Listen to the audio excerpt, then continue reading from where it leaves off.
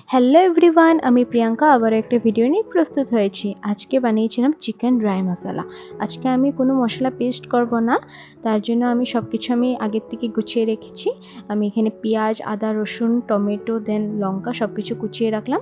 দেন আমি মাংসগুলোকে অল্প ছোট ছোট পিস করে অল্প ভাপিয়ে নেব।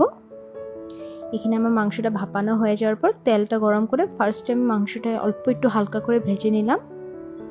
এখানে মাংসটা অল্প ভাজা হয়ে যাওয়ার পর দেন আমি কুচানো পেঁয়াজ, দেন রসুন কুচি, দেন আদা, লঙ্কা, টমেটো সব কিছু দিয়ে ভালো করে নেড়ে নেব।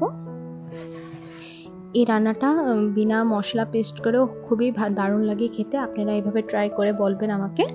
এখানে আমি বাকি গুঁড়ো মশলাগুলো দিয়ে দেব, হলুদ, জিরে, ধনে, দেন নুন সব কিছু অল্প অল্প দিয়ে ভালো করে এটাকে কষাতে হবে।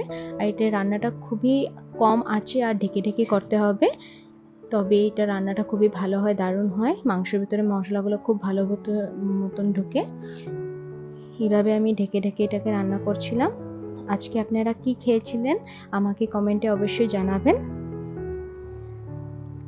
যেদিন কারেন্ট না থাকে এভাবে আমরা করে আমাদের রান্নাটা আমরা সারতে পারি, খুবই দারুণ লাগে খেতেও। এটা একদম ড্রাই ড্রাই করতে হয়, ভাতের সঙ্গে, রুটির সঙ্গে বা এমনিও স্টার্টার হিসেবে আপনারা খেতে পারেন। চ্যানেলটা যদি আমার ভালো লেগে থাকে লাইক অ্যান্ড সাবস্ক্রাইব অবশ্যই করবেন। Thank you.